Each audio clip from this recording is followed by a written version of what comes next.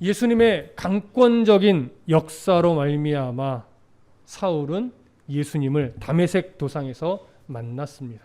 그리고 그는 앞을 볼 수 없는 상태가 돼서 사람들의 손에 이끌려 다메섹으로 가게 됐고, 그곳에서 하나님이 예비하셨던 유다의 집에 3일 동안 머물게 되었죠. 3일 동안 머무는 그 시간 속에서 그는 여전히 앞을 볼 수 없었고, 그의 마음 상태는 도저히 아무것도 먹을 수 없는 상황이었습니다. 왜냐하면 자신의 눈앞에서 만났던 예수 그리스도, 그분에 대해서 그는 수많은 생각들을 정리해야만 했었기 때문입니다. 그때 하나님께서는 예비하신 아나니아를 사울에게 보냈죠. 아나니아는 이해할 수 없었지만 그래도 하나님의 뜻 가운데 순종하여 사울에게 가서 형제라 부르고 그에게 안수하였습니다. 그의 안수를 통해서 사울은 비로소 눈을 또 볼 수 있게 되었습니다. 사울이 눈을 뜨자마자 먼저 한 일은 무엇이었냐면 아나니아에게 세례받는 일이었습니다. 여러분 아시다시피 세례라고 하는 것은 그냥 받고 싶다고 되어지는 것이 아닙니다.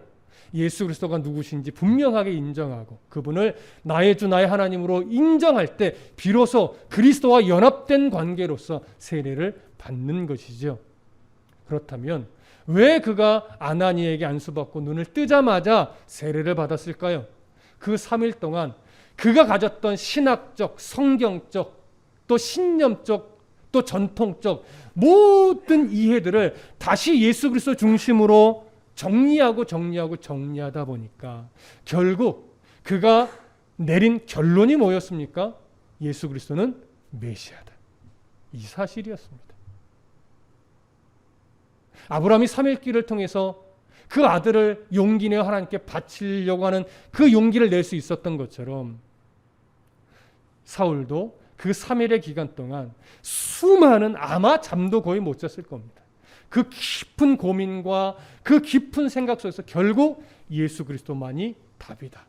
예수 그리스도가 메시아다. 그는 하나님이 살리신 하나님의 아들이다. 물론 아직 깊은 신학적 입장은 아닐 거예요. 하지만 예수 그리스도가 누구신지 그는 바르게 인정할 수 있었고 그 깊은 고민의 결과 눈을 뜨자마자 아나니아에게 세례를 받은 것입니다. 그렇게 사울은 예수 그리스도에게 세례를 받고 음식을 먹고 강건해질 수 있었습니다. 자, 오늘 본문은 그렇게 강건해진 이 사울이 이후에 어떠한 모습으로 움직였는가? 그 움직임에 대해서 우리가 함께 살펴보게 될 겁니다. 자, 19절과 20절 함께 읽겠습니다. 19절과 20절 시작. 음식을 먹음에 강건하여지니라.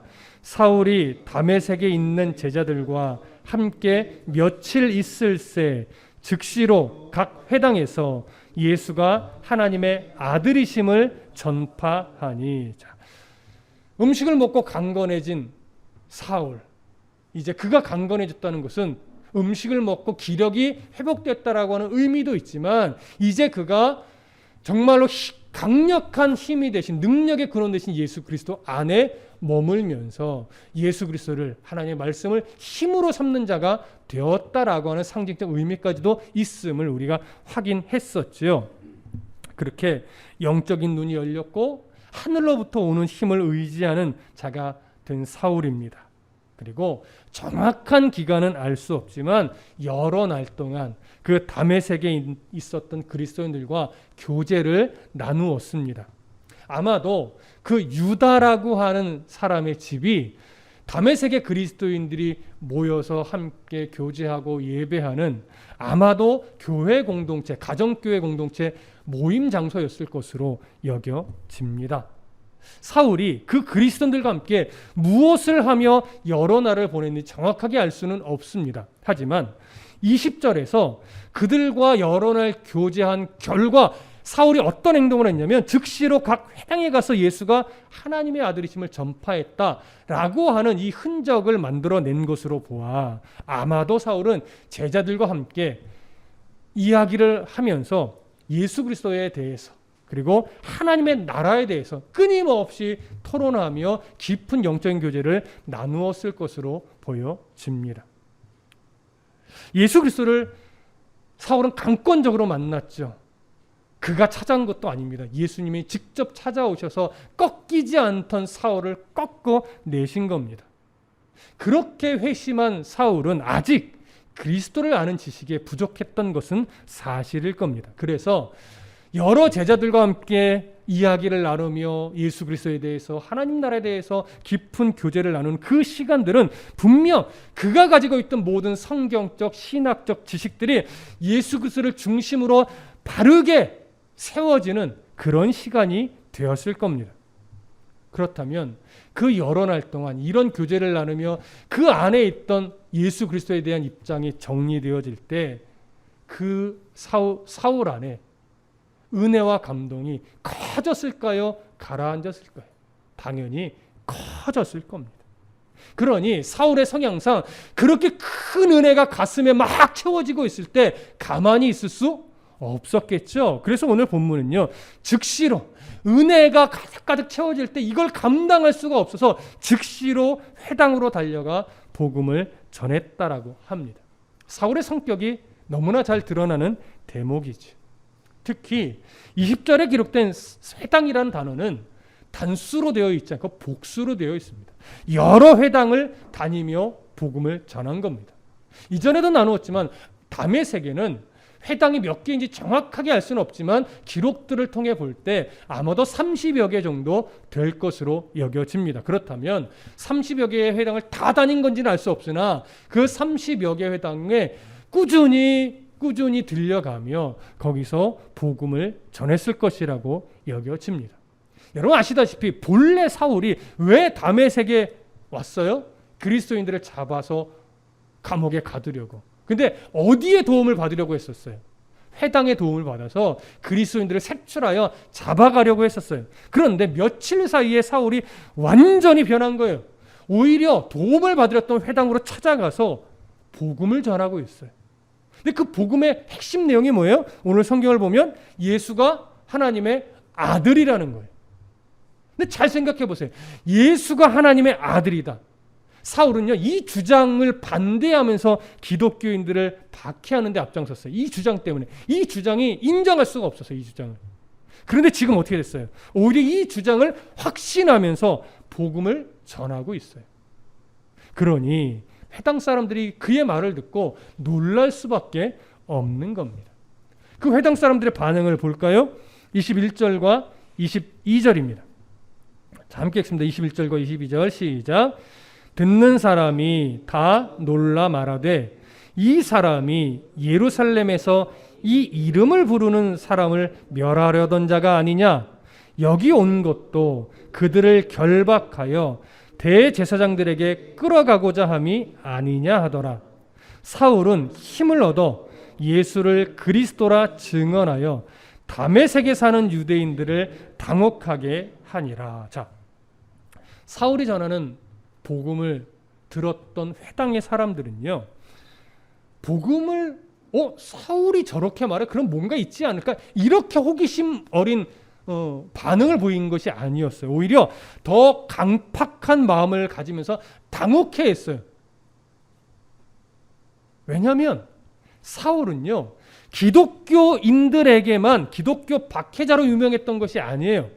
유대인들에게도 이미 이 박해자로 앞장선 인물로서 이미 유명했던 사람이에요. 그래서 회당 사람들이 이 사람이 예루살렘에서 이 이름을 부르는 사람을 멸하던 자가 아니냐? 여기 온 것도 그들을 결박하여 대제사장들에게 끌어가고자 함이 아니냐? 이렇게 반응을 했던 거죠. 그런데 이런 강팍한 반응, 이런 부정적인 반응을 사울이 대할 때 오늘 성경이요, 조금 이상하게도 오히려 힘을 더 얻었대요. 여러분 사실 이 표현이 자연스러우려면 그들이 사울의 말을 듣고 생각을 바꿔서 예수 그리스도에 대해서 뭐 진지하게 고민하더라, 뭐 이런 식의 좀 긍정적인 내용으로 연결했다면 사울이 힘을 얻는다는 것이 오히려 자연스럽죠. 근데 오히려 더 강팍해졌어요. 더 부정적으로 반응해요. 사울에게 대적하는 말도 분명히 쏟아냈을 겁니다.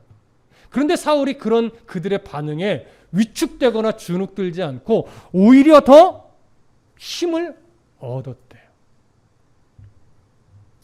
영적으로 계속 또 충만해졌다는 거예요.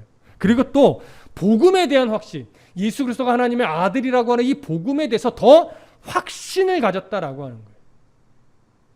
여러분 무슨 말입니까? 성령이 그의 마음을 계속해서 붙잡고 이끌어가고 있었단 얘기예요. 하지만 그가 그렇게 외친다고 해서 듣는 사람들의 반응이 다 아멘 할렐루야 이렇게 반응했던 것 절대 아니에요. 환경은 더 나빠지고 있어요. 사람들의 반응은 더 부정적이 되어져 가고 있어요. 그런데 성령에 붙들려 가니까 그것 때문에 믿음이 흔들리거나 그것 때문에 마음이 위축되거나 하지 않고 오히려 더 확신 가운데, 오히려 더 영적으로 충만해서 힘을 내서 너희들이 그렇게 반응해도 이건 진리야. 그래서 더 담대하게 외칠 수 있었던 거죠. 더 논리적으로, 더 그들을 설득하기 위해 자신이 가지고 있던 모든 신학적 이해들을 동원하여 그들에게 전했을 겁니다. 여전히 그들은 논리적으로는 반박하지 못했을 거예요. 계속해서 당황스럽지만 어떻게 반박은 못했겠죠. 그러니까 이전 스데반에게 반응했던 것처럼 더 미워하는 반응, 더 그들의 사울에게 반감을 갖는 반응으로 나타날 수밖에 없었던 것입니다. 여러분 오늘 우리의 삶도 잘 돌아보셔야 돼요. 여러분 예수를 믿고 내가 뜨겁게 복음 위에 살아갈 때 많은 사람들이 우리의 삶을 보고 하나님을 바라보는 시선이 바뀌고 은혜롭게 대하고 사랑으로 대할 것 같지만 보편적으로는 그러지 않습니다. 코로나가 1년 넘어가 2년이 지나가면서 정부는 코로나를 억제하기 위해 수많은 계속해서 거리두기를 조정해왔고 그 조정하는 가운데 항상 들리는 소리가 뭐예요? 왜 교회에만 이러느냐? 이런 소리가 끊임없이 들리고 지금도 여전히 있습니다. 여러분 그러다 보니까 어떤 소리까지 나와요? 정부가 기독교를 박해한다 이런 소리까지 나요. 이런 분명한 것은 아직까지 제가 갖고 있는 생각은 박해는 아닙니다. 박해라고 하는 것은 하나님을 믿는 것, 기독교에 대해서 계속 부정적으로 만들고 예배를 방해하는 것. 이거는 지금 그런 차원이 아니라 어떤 차원이에요? 코로나라고 하는 이 바이러스의 확산을 막고자 도움을 요청하는 거예요. 하지만 교회에 더 불편하게 만드는 요소가 있는 건 맞지요. 다른 데보다 교회를 더 불편하게 만드는 것은 맞을 거예요. 하지만 잘 생각해 보십시오. 역사, 기독교 역사, 세계 역사를 잘 돌아보면요. 세상은, 사회는, 국가는 기독교에 대해서 너그러웠던 적이 없습니다, 여러분. 기독교에 대해서 너그러웠던 때는 언제인 줄 아십니까?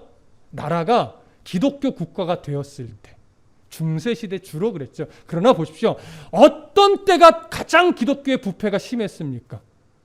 세상이 나라가 기독교에 대해서 관대할 때, 기독교 국가가 되었을 때, 정치와 종교가 하나로 됐을 때 오히려 기독교의 부패는 더 심했어요. 하나님이 기뻐하지 않는 흔적들이 훨씬 더 많았어요.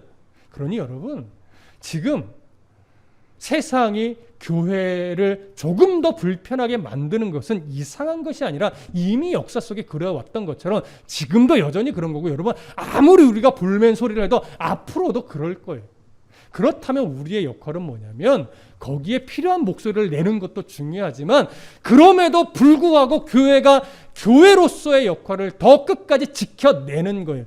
세상이 아무리 교회를 불편하게 만들어도 우리는 바울이 그랬던 것처럼 하늘로부터 은혜를 더 사모하면서 더 힘을 얻어서 믿음의 심지를 견고하게 뿌리내리면서 교회가 마땅히 해야 될 역할, 목회자가 마땅히 해야 될 역할, 성도가 세상 속에서 마땅히 해야 될 역할에 먼저 최선을 다하는 거예요.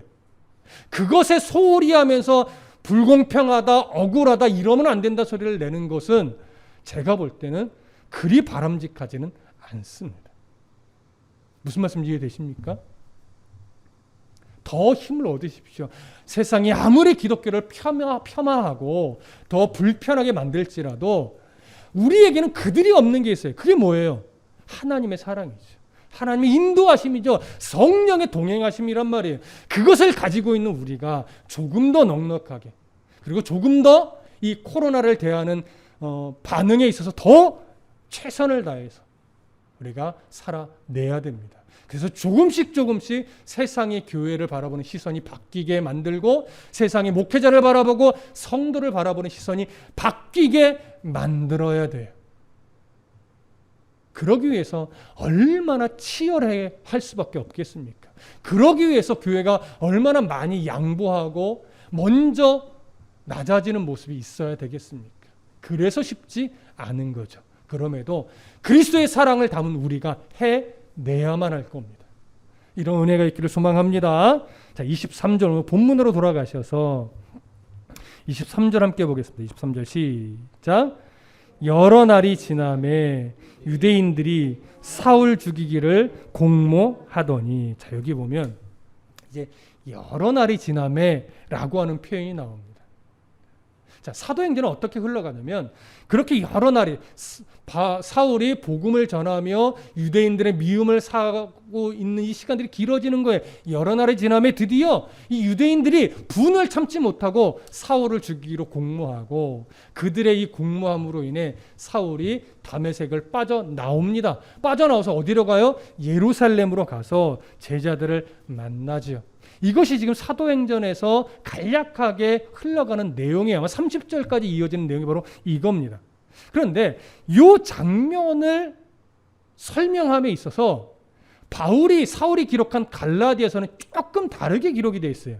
비교해 볼 필요가 있습니다. 여러분, 갈라디아서로 좀 가보겠습니다. 신약성경 갈라디아서 1장, 사도행전, 로마서, 고린도 전후서, 다음에 갈라디아서 1장 17절부터 19절까지, 갈라디아서 1장 17절부터 19절까지 우리 함께 읽어보겠습니다. 17절부터 19절 시작. 또 나보다 먼저 사도된 자들을 만나려고 예루살렘으로 가지 아니하고 아라비아로 갔다가 다시 다메섹으로 돌아갔노라. 그 후 3년 만에 내가 게바를 방문하려고 예루살렘에 올라가서 그와 함께 15일을 머무는 동안 주의 형제 야고보 외에 다른 사도들을 보지 못하였노라. 자, 이 부분은 아마도 갈라디아서 강해를 참고하시면 더 자세하게 나누실 수 있을 거고요. 사도행전과 좀 다르지요. 내용의 흐름이, 시간적 흐름이 조금 다릅니다. 사도행전에서는 조금 전에 말씀드렸듯이 사울이 회심 직후에 다메섹에서 복음을 전하다가 대적하는 자들로 인해서 다메섹을 빠져나와 바로 예루살렘으로 가서 제자들을 만난 것으로 되어 있습니다. 그러나 갈라디아서는 사울이 다메섹에서 회심을 한 이후에 복음을 전하다가 무슨 이유에서인지는 정확하게 알 수 없지만 아라비아로 가요. 아라비아로 가서 꽤 오랜 동안 있다가 다메섹으로 다시 돌아와요. 다메섹으로 돌아온 후 전체적으로 3년으로 봐야 됩니다. 다메섹에 돌아온 이후 3년이 아니라 이제 아라비아의 시간까지 포함해서 3년 만에 제자들을 만나러 예루살렘으로 간 것으로 갈라디아서는 기록하고 있는 거예요.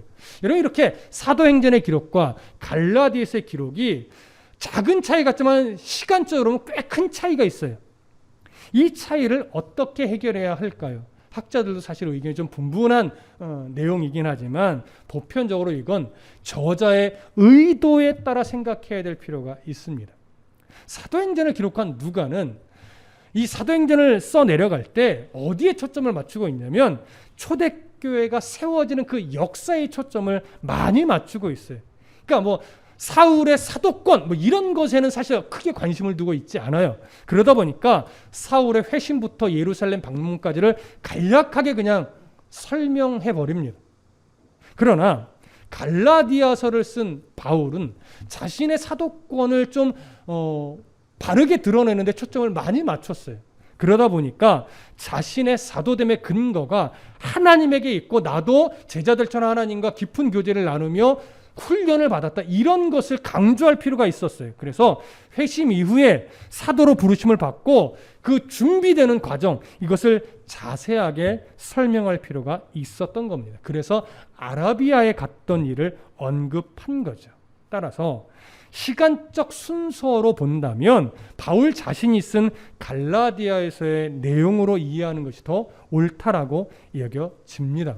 그렇다면 사도행전 9장 23절에 기록되어 있는 이 여러 날이란 이 표현은 짧은 기간을 말하는 것이 아니라 충분한 기간으로 우리가 이해하는 것이 훨씬 더 바람직합니다. 실제로 여러 날로 번역된 헬라어가 헤메라이 하카나이라고 하는 이 단어인데, 단어적 의미도 뭐냐면 많은 날, 충분한 날, 이런 의미를 가지고 있습니다. 따라서 이 여러 날이란 표현은 갈라디아에서 기록된 것처럼 대략 3년 정도의 기간을 품고 있는 표현이라고 우리가 이해하는 것이 더 옳을 것입니다.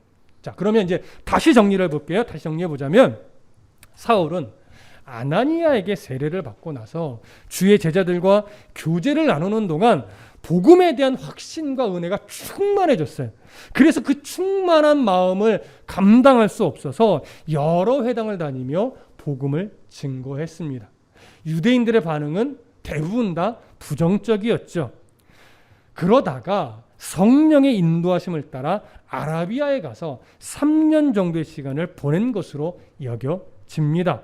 그리고 오늘 본문 23절의 여러 날이라는 표현은 이렇게 3년 정도의 시간을 보내고 다시 다메섹으로 돌아온 후로 연결이 되는 그 상황으로 우리가 봐야 할 겁니다. 생각해 보십시오. 제자들은, 예수님의 12제자들은 예수님과 3년을 동고동락하며 눈으로 보고 귀로 들으며 또 여러 이적들을 경험하며 배웠어요. 복음에 대해서 배웠어요. 그렇다면 사울은 그 사도로서 부르심을 받을 때 예수님과의 교제의 기간을 어느 때로 잡았을까요? 바로 아라비아에서의 3년 동안 예수님과 깊이 교제하며 복음으로 충만해진 이 사건을 그렇게 대입을 시키는 겁니다. 그리고 이때 아마 아라비아에서도 복음을 전했을 것으로 봅니다. 그러니까 복음을 전하면서 또 어떤 훈련이 되었겠어요? 이제 전도자로서 앞으로 이제 사역을 감당해야 되는데 그 전도자로서 훈련되는 기간도 됐을 겁니다.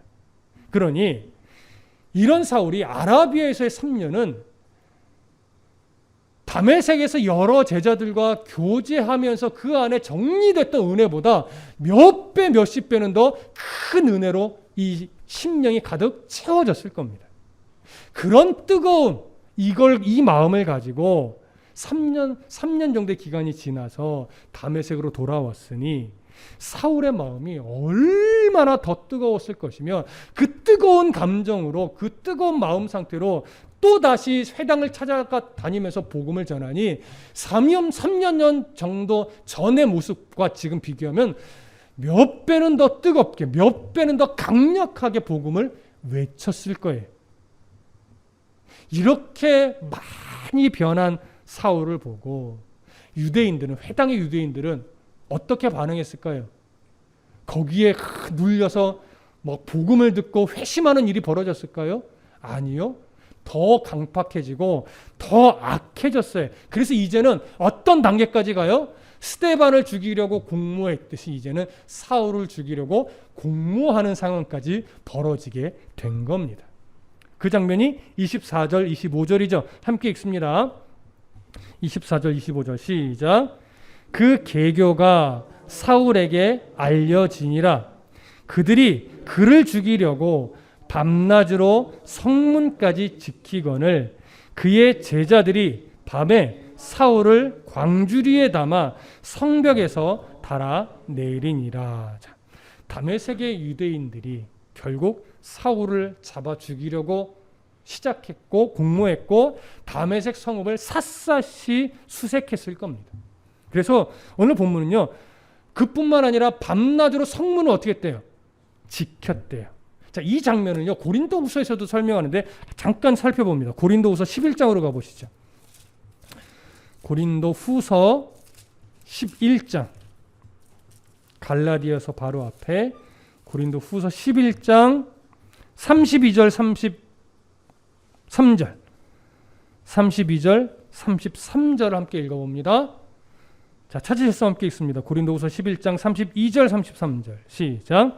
다메섹에서 아레다 왕의 고관이 나를 잡으려고 다메섹 성을 지켰으나 나는 광주리를 타고 들창문으로 성벽을 내려가 그 손에서 벗어났노라. 자, 여기 보면 다메섹 성문을 지키며 사울을 잡으려고 한 사람이 누구라고 되어 있어요? 아레다 왕의 고관이라고 되어 있어요. 이 말은 뭐냐면 다메섹의 그 유대인들이 분노하여서 사울을 죽이려고 공모할 때 자기들만 그렇게 한 것이 아니라 다른 나라의 왕의 정치적 힘까지 동원을 했다라고 하는 거예요. 이 일이 정말 집요하게 사울을 잡아 죽이려고 했다는 것을 알 수 있지요. 복음에 대한 이 사울의 깊은 열정이 그 다메섹의 유대인들을 회심시키는 일로 연결이 되었다면 더욱더 드라마틱했을 것이고 정말 모든 영광을 하나님께, 이런 탄성이 나타났을 겁니다. 하지만 현실은 그렇지 않았습니다. 오히려 사울의 이 복음에 대한 뜨거운 열정은 유대인들의 미움을 샀고, 그로 인해서 사울은 다메섹에서 몰래 광주리를 타고 도망가는 신세가 되어 버렸습니다. 물론 사울의 이 복음 전파가 완전히 실패만 한 것은 아닙니다. 오늘 본문을 보면 이렇게 되어 있어요. 그의 제자들이 밤에 사울을 광주리에 담아 성벽에서 달아 내리니라. 사울을 도망가도록 도운 자가 누구라고 설명을 해요? 그의 제자들이라고 말하죠. 여기 말한 그의 제자들은요, 바로 사울의 제자들을 의미하는 겁니다. 그러니까 많은 수는 아닌데 다메섹에서 복음을 전할 때, 물론 아라비아에 가기 전일 가능성이 좀 있는데 복음을 전할 때 그래도 몇몇은 그 복음을 듣고 그리스도인이 되어서 사울의 제자가 된 이가 있었다라고 하는 것은 극히 소수라는 거죠. 몇몇 사람이. 대부분의 유대인들은 사울의 복음을 듣고 회심하지 않고 오히려 더 반감을 가지며 대적하고 사울을 죽이려고 공모하는 일에 더 앞장섰던 겁니다. 그리고 그를 달아내린 이 도구가 뭐라고 말합니까? 광주리라고 말하죠. 어렸을 때는 이해가 안 됐어요. 도대체 사람이 광주리를 타고 어떻게 성벽을 빠져나갈 수 있는가. 근데 제가 이론적으로는 아는데 실제적으로는 이해가 안 갔어요. 근데 언제 그것이 이해가 되어졌냐면 인디아나 존스라는 영화를 보고 이해가 됐어요. 인디아나 존스의 정확하게 몇 편인지 모르겠지만 성전과 관련된 영화가 있었어요. 거기에 보면 중동 지역에 이렇게 갔는데 그 중동 지역의 마을에요, 정말 광주리가, 사람 키만한 광주리가 쫙 널려 있는 거예요. 그리고 인디아나 존스가 그 광주리에서 숨어서 위기를 모면하는 장면이 나옵니다. 그런 광주리예요. 엄청난 빨래를 담아놓는 빨래 바구니의 역할도 하고 많은 것을 담는데 그 키가 사람 키만 해서 이걸 메고 갈 때 뭐 이마에 줄을 매기도 하고 할 때 굉장히 사람 하나 정도는 충분히 들어갈 수 있는 광주리가 많더라고요. 중동 지역에는. 저런 광주리를 타고 줄에 매달려서 그 성벽을 내려간 것이겠구나. 그제서야 이해가 됐었습니다. 자, 하지만 그 광주리는 바로 사울의 생명을 지켜내기는 했지만 그 모습을 보면 정말 복음의 열정이 뜨거워서 복음을 전한 자의 결과로 볼 때 참으로 초라한 모습이죠. 어떻게 보면 사울은 다메섹에서 복음 전파에 실패하여 쫓겨나는 듯 보이는 모습이에요.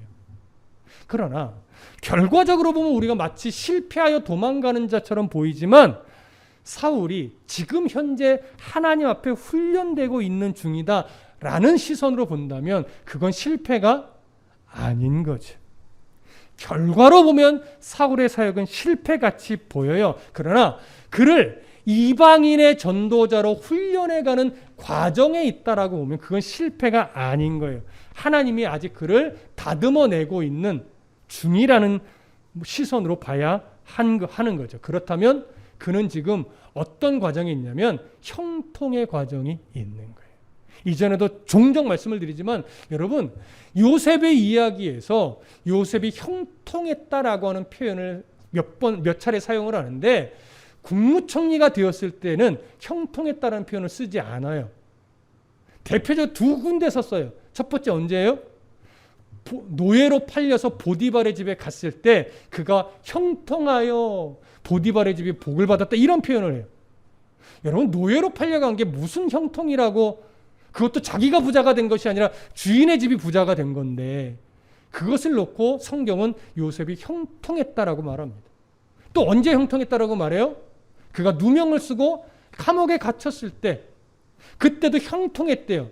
근데 왜 형통했다고 말하냐면 거기서 간수들의 눈에 들어서 감옥에서 여러 일들을 도모하는 좀 죄수들 중에 좀 높은 위치에 있었던 거예요. 그게 무슨 형통이겠습니까? 그런데 성경은 형통이라 말하죠. 그러면 우리가 생각하는 형통과 성경이 말하는 형통은 다르다는 것을 알 수 있습니다.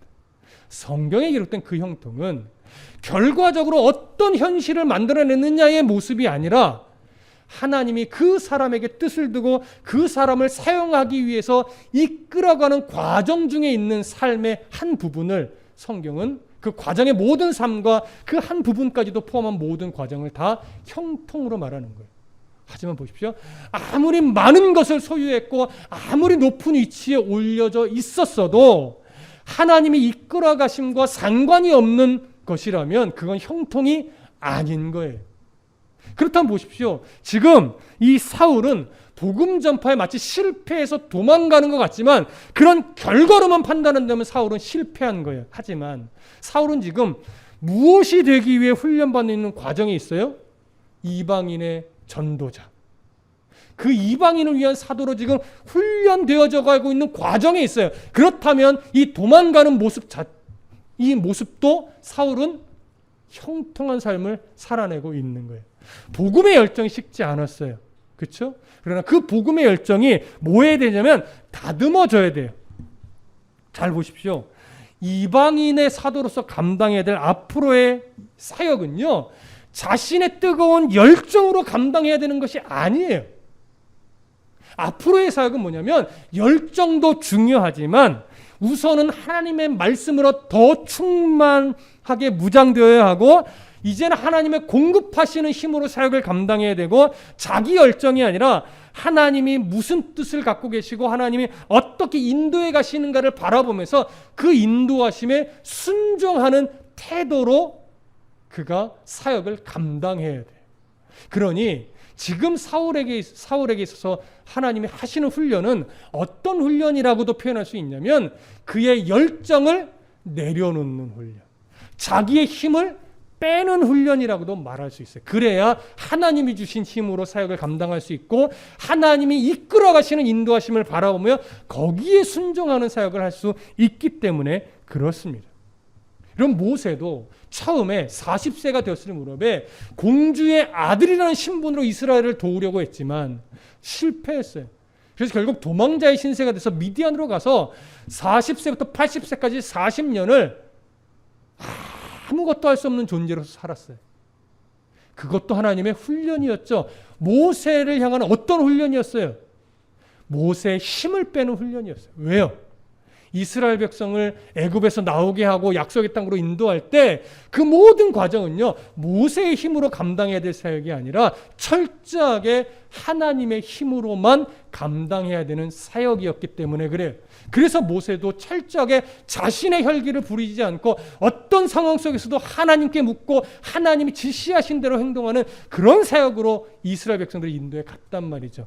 유일하게 한 번 자신의 혈기를 드러냈다가 이 물을 내가 너희에게 내주랴라고 혈기를 부렸다가 그는 결국 하나님의 책망을 받았고 약속의 땅에 함께 들어가지 못하는 결과를 내기도 했죠. 여러분, 오늘날 저와 여러분들의 삶도 마찬가지입니다. 아는 목사님 중에 개척을 했다가 실패해서 다시 부교육자 삶을 살다가 다시 하나님의 인도하심 가운데 이제 막 개척을 시작하신 분이 있어요. 어떤 사람은 그렇게 말하겠죠. 저분은 이전에 한번 개척에 실패했었어. 그리고 다시 도전한대. 이렇게 표현할 수 있겠죠. 물론 그 말이 틀린 것은 아닐 겁니다. 그러나 개척을 시작했다가 문을 닫은 것이 결과적으로 본 실패일 수 있으나 그 목사님에게 하나님께서 뜻을 두시고 이끌어가는 과정의 한 부분이었다면 그건 실패가 아닌 거죠. 오히려 그는 지금 형통의 길을 달려가고 있는 거예요. 그러니까 우리는 자꾸 어떤 오류에 빠지냐면 눈에 보이는 현실의 결과만 가지고 성공이냐 실패냐를 자꾸 논하려고 하는 이 경향이 있어요. 저도 어떤 누군가를 볼 때 눈에 드러난 결과를 보고 아유 저 사람 실패했네 이렇게 표현할 때 있어요. 저도 모르게. 우리가 자꾸 속는 거예요. 여러분 결과를 보고 무엇인가를 판단하기에 앞서 우리는 어떤 씨름을 해야 되냐면 그 상황과 그 결과가 하나님이 결과적으로 주신 결과냐 아니면 하나님이 그 상황이나 그 개인이나 교회나 어떤 단체를 끌어가는 과정 중에 있는 거냐 이걸 볼 수 있어야 돼요. 하나님이 이끌어가는 과정 중에 있다면 눈에 보이는 실패는 진짜 실패가 아닙니다. 그건 형통으로 가고 있는 하나의 과정일 뿐이에요. 근데 우리의 믿음의 눈이 자꾸 그런 것들을 보지 못해요. 왜? 여전히 자꾸 현실에 매여 사니까. 그래서 지금도 우리는 하나님께서 너의 힘을 빼라 하면서 우리의 인생을 자꾸 힘을 빼는 훈련을 시켜가요. 돌아보십시오. 인생을 돌아보면 짧던 길든 그 인생 속에서 하나님이 내 힘을 빼려고 이끌어내셨던 섭리적 상황들이 꽤 많이 보일 겁니다.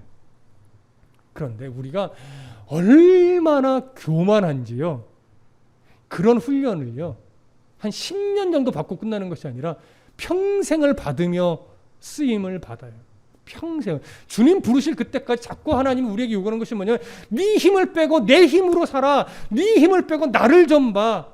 네 판단, 네 어떤 고집 좀 내려놓고 내 이끄심을 바라보고 내 이끄심에 순종하는 삶을 살아내면 안 되겠니? 끊임없이 이 말씀을 하세요. 어쩌면 장기화된 이 코로나 상황이 우리에게 너무 힘든 상황이고 또 교회적으로도 많이 힘겨운 상황이겠지만 우리는 이런 상황마저도 내 힘을 빼는 훈련의 도구로 만들어 가야 할 겁니다. 어쩌면 지금까지 교회가 하나님이 아닌 다른 것을 힘으로 삼으며 성장해 오지는 않았는가 우리 점검해 보셔야 됩니다. 목회자가 하나님이 아닌 자꾸 다른 것을 힘으로 삼으려고 하면서 목회를 해오지는 않았나 우리 돌아보셔야 돼요. 또한 성도 개개인이 하나님을 믿는다 하지만 하나님이 아닌 세상의 여러 것들로 힘을 삼으려고 하며 살아오지는 않았는지 우리 스스로를 아주 냉정하게 점검해 보셔야 돼요. 그런 요소가 있다면 그게 바로 내 힘이에요. 내 힘으로 살아가려는 흔적이라고 해요. 그걸 빼고 이제는 다시금 하나님만을 힘으로 삼는 삶이 되어야 될 겁니다. 뭐가 하나님을 힘으로 삼는 걸까요? 여러분 그거는 정말 각자가 하나님 앞에 엎드리며 구하며 알아가야만 해요. 정말로 하나님의 은혜로 살아가려고 마음이 있고 몸부림쳤는데 그럼에도 불구하고 여전히 우리 안에 빠지지 않는 내 힘이 있단 말이에요. 빠지지 않는 내 힘. 그걸 빼는 싸움이 믿음의 싸움이에요. 그걸 빼고 오직 하나님으로만 힘을 삼고 하나님의 말씀만을 나의 삶의 기준으로 삼으려고 하는 이 싸움이 정말 평생 우리가 해야 될 싸움이에요.